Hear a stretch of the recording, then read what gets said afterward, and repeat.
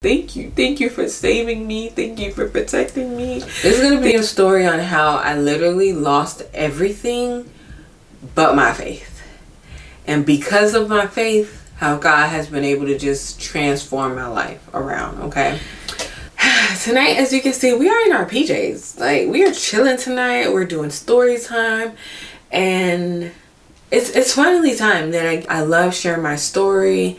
I love being able to show the goodness of what God can do. So grab your tissue boxes, because I am going to be honest. Grab your tissue boxes. And also, this is a trigger warning. It can be triggering to hear some of the things that I've experienced. And I want to make sure y'all understand that, okay? Because I don't want anyone to be blindsided. And I'm also, during me sharing my story, I'll also, at the end, I'll leave you guys with some scriptures. I tell you that these scriptures I live by, and I also, that's really what has gotten me through, like, life so far. So first things first, trauma started at a very young age. I lost my mom at the age of 8. She died due to around that time. I'm gonna paint this picture for y'all. I'm an 8-year-old little girl. Mom is dropping me off at daycare, and all of a sudden, like, she's not dropping me off anymore. All of a sudden, I'm staying the night over a sister's house and an older sister's house, and things just started to slow down. I started to see my mom less and less and less. And so it was really hard, because I went from walking to daycare with my mom, playing with my mom taking me showers, like literally doing, experiencing what a mother should do for their children, And so I went from experiencing that to nothing at all, to none of what she was doing.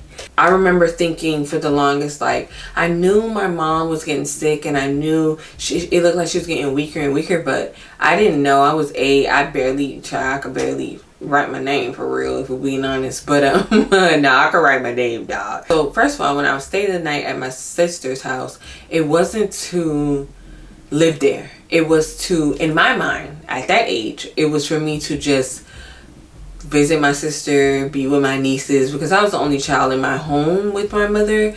And so that was, going over there was just to have fun, hang out with nieces and nephews. Like, that's what that was about. And then until it wasn't. So one day, I remember, before my mom passed, I remember her coming to the daycare, and this was the last time I seen her. Like, I remember this memory till this day. She was so sick. You can tell she was just so sick, and she had on her pajamas, and I thought it was odd, because I'm like, wow, it's like in the middle of the day, and you're walking in your house slippers. You walked all the way in your house slippers and your pajamas. Like, I thought that was very odd, but not thinking much of it. So I could just tell she was getting very sick. And so after that, a weekend trip at my sister's house became a month trip, and then it became another month trip, and then it became another month, and then it was like, okay, wait, when am I going home? And then finally, I remember getting a call from my mother on May 23rd. She called just to talk to me, see how I was doing. And I remember on the phone, when she was talking to me, she was calling me by another sister's name, and I was like, but the question she was asking me, like, I knew she was talking to me. She didn't know, she couldn't figure out the name, but I knew she was talking to me. As we went on, that was the end of the conversation. I remember everything was fine. I remember kind of being upset, like, why are you all of a sudden not in Florida anymore? I had a family relative, an uncle, take her back to Haiti. Why? To this day, I have no idea. Well, the next day rolled around, and I just remember hearing my sister scream, like wailing, like, oh my goodness, oh my God, like she's screaming. So I'm like, what in the world is going on? And that's when she broke the news to me and told me that my mother had passed away. And I remember thinking, girl, you're lying. Like, you're lying. That's not true. I just talked to her. Ain't no way. So, a month goes by, and I'm like, this might be real. few months go by, and it was really hard. Like, looking back, to sit back and look back at my life, like, I remember I didn't know how to deal with grief. And in the beginning stages, I was in denial. I was so in denial. I was like, nah, she ain't dead. Like, y'all lying. Y'all done made up some story and whatever and whatnot. But after a year went by, I got in trouble for something my sister was telling us to do and I didn't do, and I got a whooping for it. I remember sitting in the bathroom on the floor sobbing because I'm like, oh my gosh, like, no, this is real. Like, she's gone. She's not coming back. Like, this is going to be the rest. This is my life right now at this point. And so living with my sister was cool. It was cool. It was nice. I mean, she would beat us every now and again, but child, what black parent did, or what Haitian parent didn't at that. And so years go on and things started to shift. My sister started dating, and the men she was dating weren't so nice. And so this is when I start to physically see domestic violence in the home. And so it was very, very, very hard for us. Me and my nieces had experienced daily trauma from that. I remember there were times, like, even now to this day, loud noises, or just not even loud noises, more like people arguing, is a trigger for me, because I automatically think they're either about to start fighting, and you know, like, I can't even watch fights because it's just never been my thing. I really think that's stemmed from drama, for being honest. Now at this point I'm 13 years old, and I'm 13 years old. At this point my sister had been dating, she started living with her boyfriend at the time. And so this boyfriend had children, and majority of them were boys. There was a daughter that lived in the house too, and she also had her own child. But I remember, like, in this neighborhood we had other family relatives around that neighborhood too. If you're from Orlando, you're very familiar with Rio Grande, and so that's where we stayed. That's where I grew up, basically. We ended up, some way, somehow, one of our family members found out we were living in this specific home.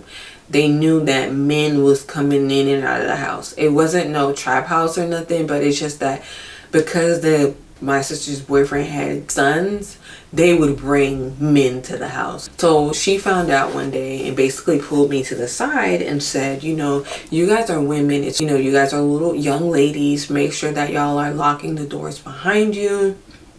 You know, just so nothing happened to you all, because I don't think, she was basically telling us, I don't think it's a good idea that you guys are staying in this house alone. And so I'm not thinking much of it. I'm just like, okay, cool, yeah, we'll make sure we lock the door behind us, like, no biggie.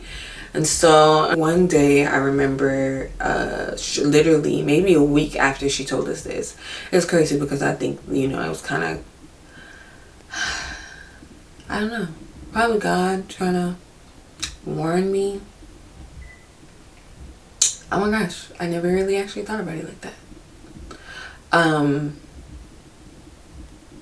So a week later, after that happened, I remember we came home from school one day, and one of my nieces left out the room. All of them left out the room, but specifically the last one forgot to lock the door. I don't even know who was the last one because I was knocked out. And then I'm not gonna try to get too graphic in this video. Just to know they left without the door being locked, and I was raped. I won't go into details about that, but and so after that abuse, experiencing that, I remember thinking, like, why am I here on earth? Like, I remember, like, God, I don't want to be here. Why did this happen to me? Why are you doing this to me? Like, these are literally questions that ran through my mind at 13 years old. And it's crazy because I don't even know at one point I came into knowing that there was a God or there was a Jesus. I just remember, like, my mom would take us to church. I see people praying, I see people worshiping, I see people praising, but like, I really didn't fully understand it. And so when that happened, I then started to have nightmares. and the nightmares were so bad.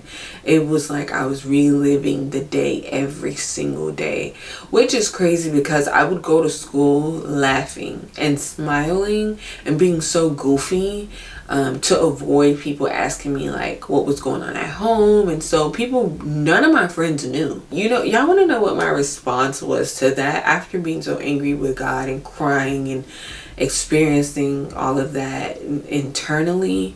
I just remember I couldn't tell my sister. And the reason why I couldn't tell my sister was because I didn't want us to be kicked out of the house, because I was going to put my nieces in jeopardy of being put on the side of the road. And so that was my first thought. Like, I know people always say like, why if you were raped, why didn't you come up and speak? And there's so many different reasons. So y'all need to really be careful when people share their stories on questioning them why they didn't tell right away, because there's so much running through your mind mentally. First of all, you're trying to figure out how you're going to survive moving forward because of how traumatic the event is. And then you're also trying to wrap your mind around it. You're also trying to think of other people. It's crazy the amount of for me to sit here and explain every little detail of what was running through my mind. You would be like, oh my gosh, Margaret. And so after that, I didn't tell my sister. I was like, if I tell her, they're gonna kick us out the house. We don't have nowhere to go. I don't want to be on the streets. And yeah, so I didn't tell her. Well, that didn't last long, because maybe 3 months later, my sister actually ended up getting her own place. And we had a family member who came in and moved in with us. I ended up waking up in the middle of the night having a really bad nightmare. They just kept getting worse. And so one of my cousins was like, because of how I would respond waking up screaming, she knew immediately, like, oh no, you need to go tell your sister. Like, this is not okay. So I was like, I don't know, I'm scared. What if she doesn't believe me? That was like my first thought. I was like, what if she doesn't believe me? So I go in the room. It's about 3:30 in the morning. I go in the room and I basically tell her, like, look, this is what happened to me at the house before we left. And I remember her hugging me. I don't remember her crying that much. Maybe she was crying. I just remember it being a very sad moment for both of us, because I'm telling you something traumatic happened to me and you're receiving this news. I can only imagine what she was feeling inside. I'm sure it was rage.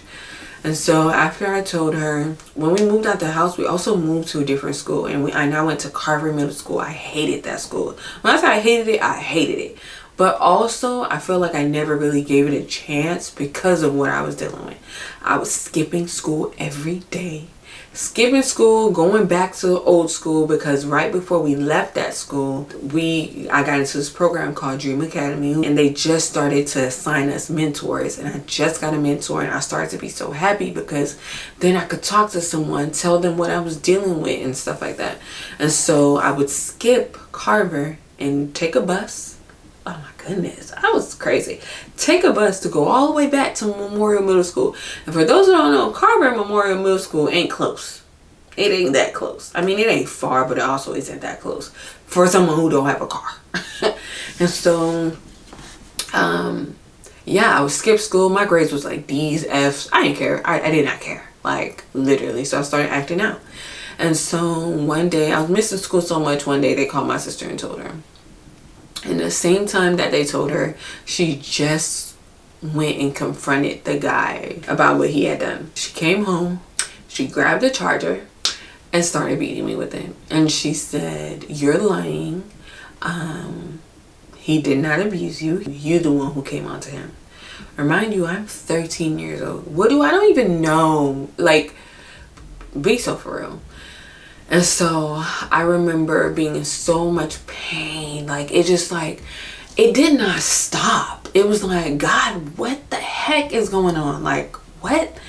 And And at that time I was journaling a lot, and I just remember saying like, I want to die, I want to die, I want to die. I just kept saying that, like, I don't want to be here. Why am I here? Why you keep having me here? Like, I'm just ready to go. Like, I don't care. Like, I don't want to be here. I'm just being genuinely honest with y'all.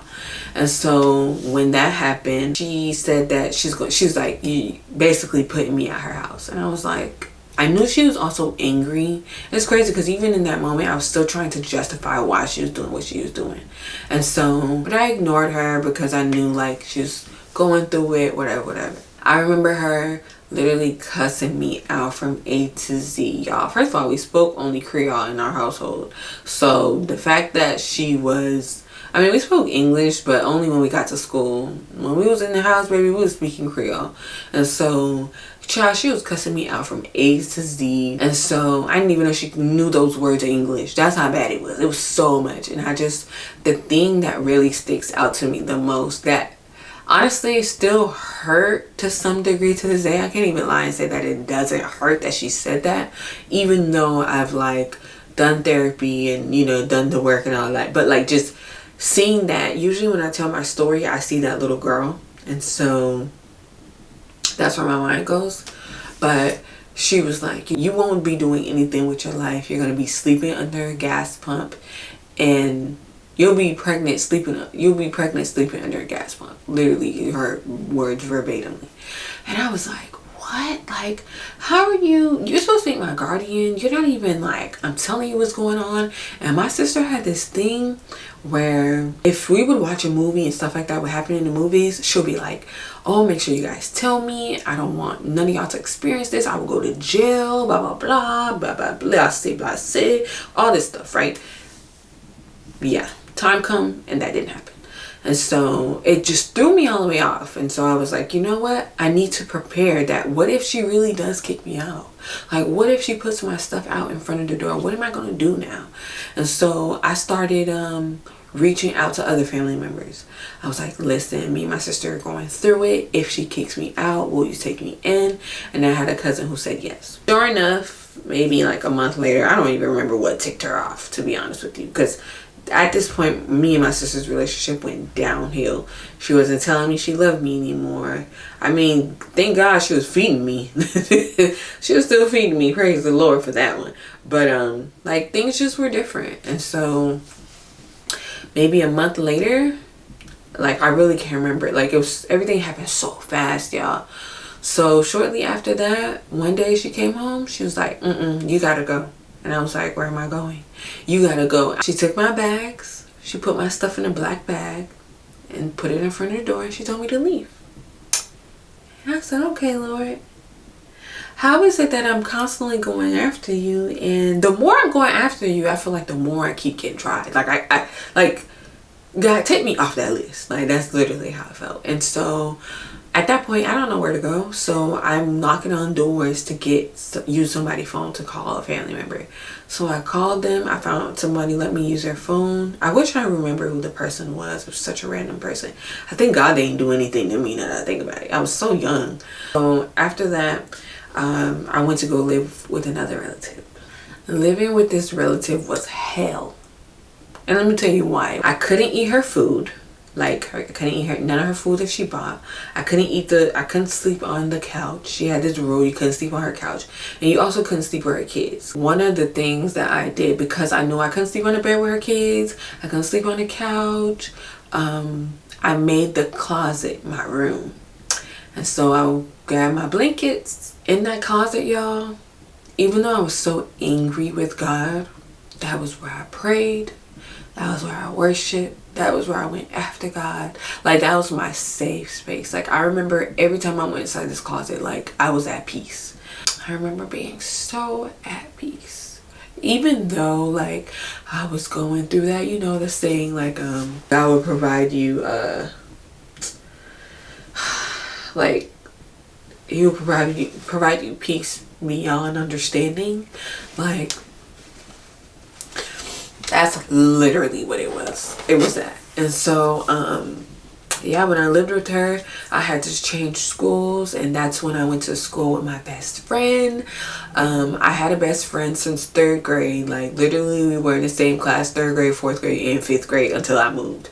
And so she started going to a school called Channel Lakes, and she introduced me to 2 other girls. And these 2 other girls, y'all, I ain't gonna hold you, they was acting funny at first, but I get it, because it's a new girl that's best friends with your best friends, like, and I barely heard about this best friend, like yeah.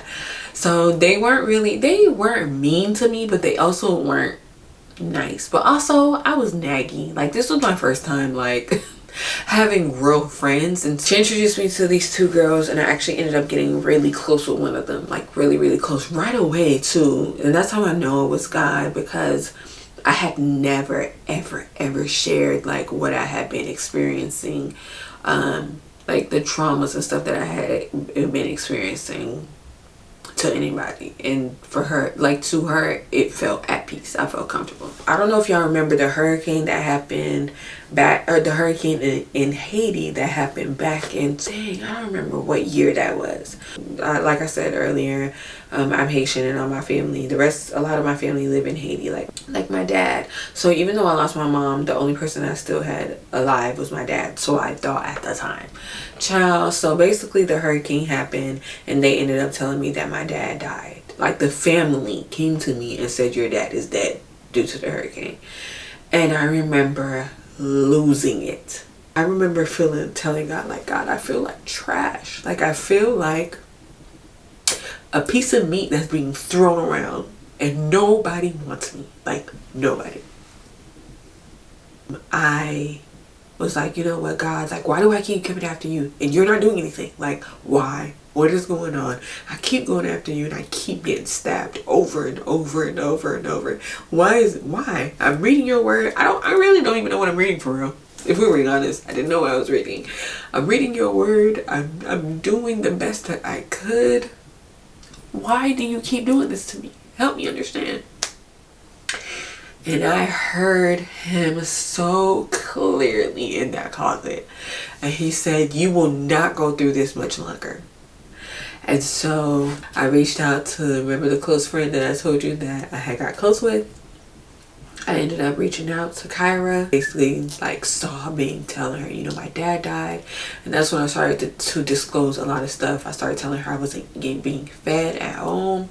And like, I remember one day at school I passed out because one of the portables, AC went out, and it was hot. I remember us still being in that portable, and the only time I would eat was at school. So for breakfast and lunch, and that was it. And I'll go back to school again, breakfast and lunch. So I really didn't tell anybody. She started telling her mom little piece by piece to her mom about me. So she ended up having a birthday party, and usually what her mom at the time, her mom would do was she'll invite all her friends over. They stay the night and do whatever they decide to do, and then the next day everybody would go to church together.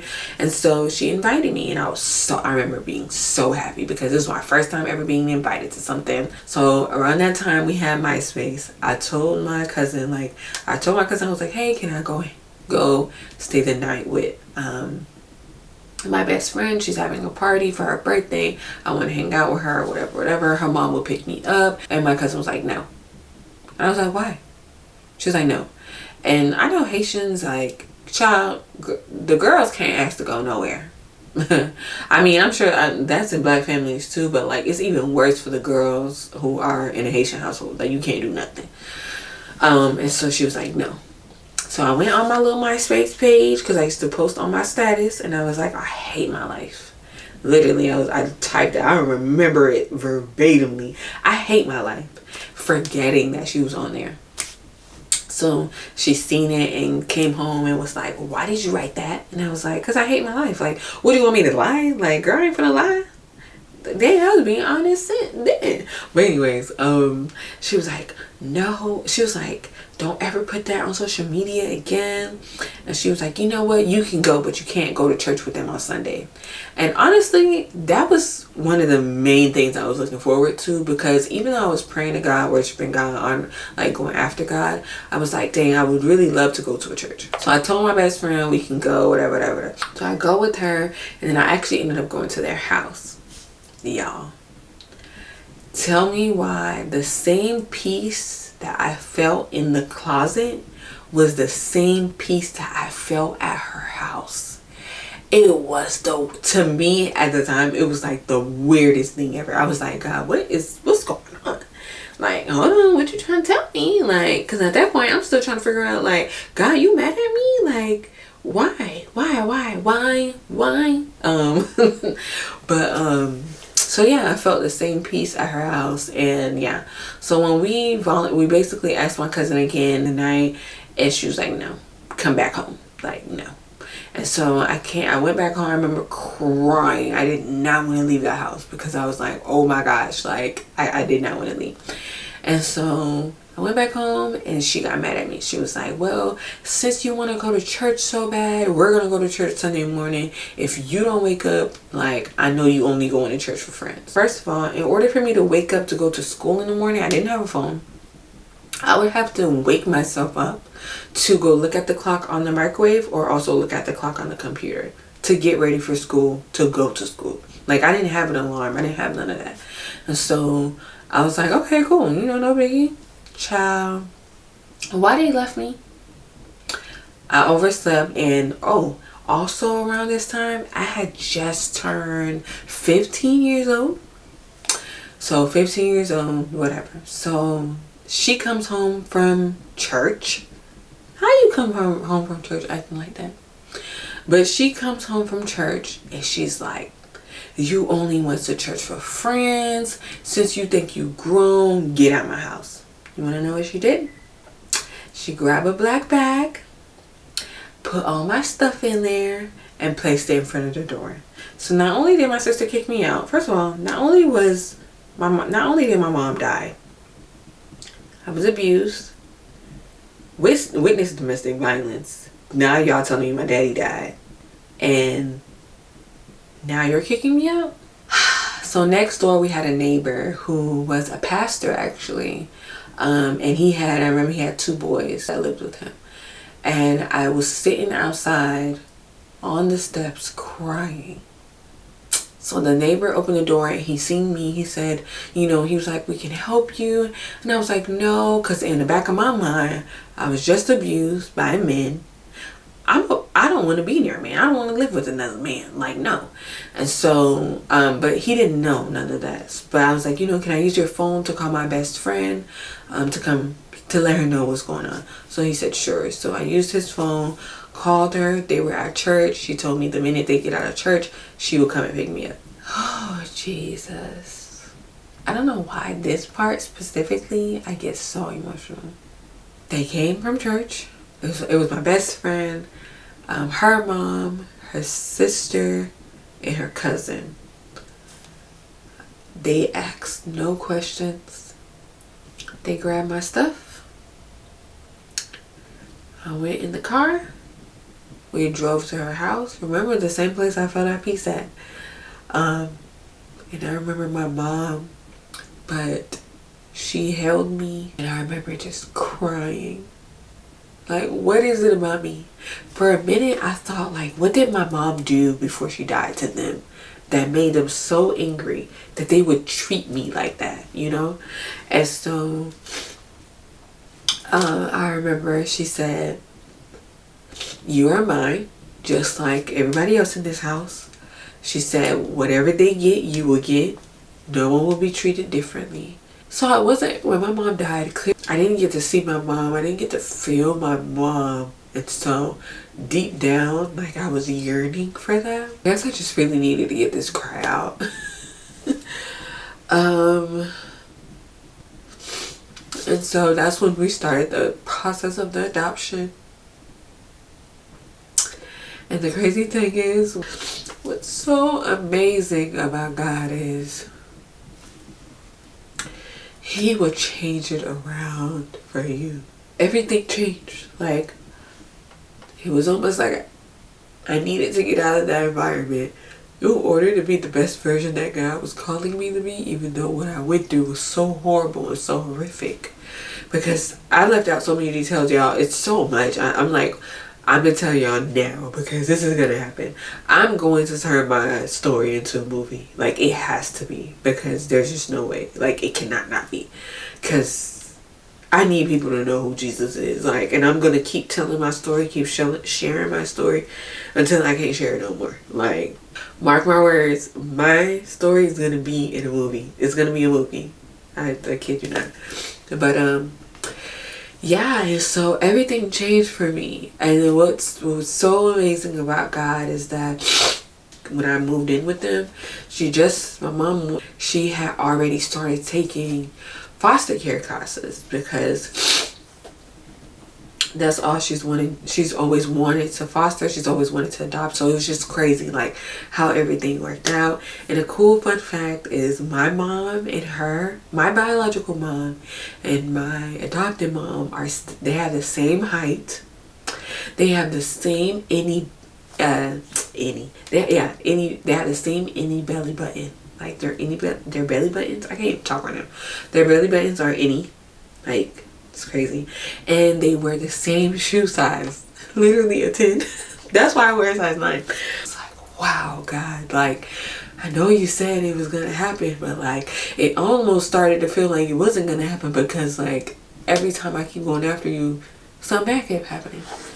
And so that's when my whole life changed, y'all. Like, my grades started, y'all, I was getting A's and B's. Like, I remember in high school, like, one year I got all A's. And then, like, because around that time when I was dealing with what I was, everything that I just told y'all, I didn't love myself. I had low self-esteem. I didn't even like my skin complexion. I remember when I got adopted, we would go to the beach and I would hide under a towel because I did not want to get any darker. Like, I was like, I just did not like myself so much. And so what happened was, my family started telling me that I was beautiful every day. They would say I'm beautiful. They would say they wish they had my complexion. Like, all my aunties.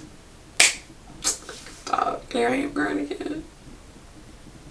Like, literally, they saved me. Like, and it was God that did that. Like, literally, God's hands was all over it. Honestly, there are times I be forgetting I'm adopted until I meet somebody new. But yeah, things started to change, and I never thought about going to college before. Like, even if I did, like, I was like, oh, I'll go to UCF. Like, I never thought about, like, leaving home, going to college. And once it took a year for the adoption to finalize, I was awarded the opportunity to have my college paid for up until I turned 28. But I had to be able to get into college, and my mom was like, oh yeah, no, she's getting into college. Like, we're making this happen. And sure enough, I ended up getting into Florida State University. I started getting my confidence back. I started to just love who God was creating me to be. It took some time, and it took therapy. I gone to therapy. Even when I was in college, therapy sessions there, I was utilizing them, and then I had the ability to start sharing my story on campus because I wanted to make a name for myself, which was awesome because I ended up being in the Tallahassee Democrat news paper, and y'all, literally life just, God really turned it around. So a few scriptures that I definitely want to share with y'all that helped me see what God was doing during that season was, the first one was Jeremiah 29:11, Romans 8:28. Another scripture that I have, this is gonna make me so emotional, but it's 2 Corinthians 12:9. And then another scripture is Philippians 4:13. I can do all things through Christ that strengthens me. Literally, his strength is what pushed me, is what helped me to get through each day. I say that to this day. It's not my strength that I keep going. It's on God. I lean on him heavy, because if it's not for him, baby, I don't know how. Ain't no telling how I would be living, child. I probably will be what my sister said, doing nothing with my life, like, if it was my own strength. For someone who has either been abused, for someone who has experienced trauma, for those who have went through domestic violence or seen domestic violence, whether that's verbally abusive, mentally abusive, emotionally abusive, for those who may have been kicked out of their homes, for those who may have lost a parent, or who has gone through grief. Man, just, I know it's hard. I know it is. Trust me. I know. If anybody knows me. But just know that if he can do it for me, he can do it for you 10 times more.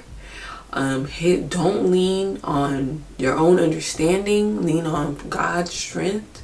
And know that there are people out there who are dealing with some of the very things that you're dealing with. They may not talk about it, but just know that you're not by yourself. It's okay to not be okay, okay? If you have to feel those emotions, feel it. The only thing you can't do is stay in it. You have to keep moving. You have to keep pushing, because you want to know why? Your children are going to need this. Your children are going to need this. Your children are going to need this. Or whatever legacy that you're desire to leave behind, they are going to want to see this, okay? They will. It took me a very long time to think like that.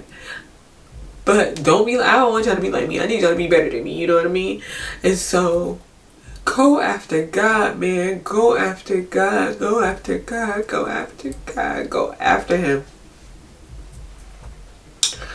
Go after Jesus, okay? Like, go after Him. Trust me. He hears you. He's listening.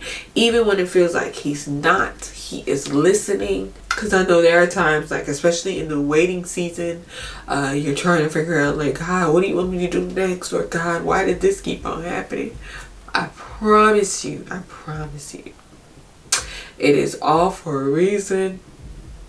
And God is literally going to use you as an example. I know it hurts. However, if it brings glory to Jesus, that's all that matters. Because at the end of the day, this life is not my own.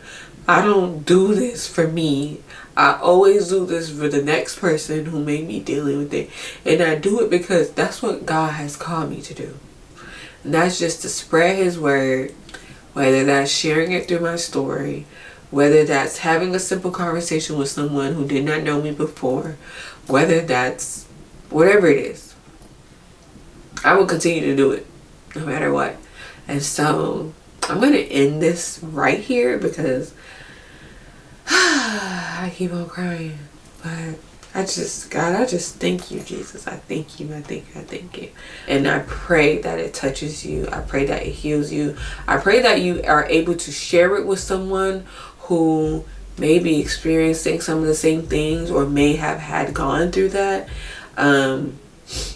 That, you know, that they see Jesus in this, not me. Take me out of it. Yes, it's my story, but at the end of the day, we here to glorify God. I hope it blesses y'all. The only thing I want to do is just tell y'all what God did for me. So I love you guys. I'm going to stop crying, but, you know, God is just so good, man. Like, you know, you sit and you reflect on what God has done for you when He saved you. I could have been dead. I could have been on the streets. I could have been, ain't no telling what could have happened to me, you know? You think about those stuff and you just like, all you can do is lift your hands and say, thank you, Jesus. Thank you. Thank you for saving me. Thank you for protecting me. Thank you for just, oh my gosh, there were days I doubted Jesus. Like, there were days I doubted Him, and you still love me. You still love me. And for that, I thank you, Lord. I thank you. Okay, I'm done, y'all. Because I'm going to keep crying. Bye. Love you.